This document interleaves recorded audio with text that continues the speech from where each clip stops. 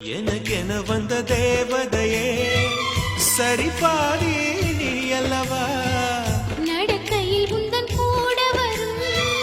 நிழல் போலே நான் அல்லவா கண்ணன் கொண்ட ராதையன ராமன் கொண்ட சீதையன மடி சேர்ந்த பூரதமே மனதில் வீசும் மாருதமே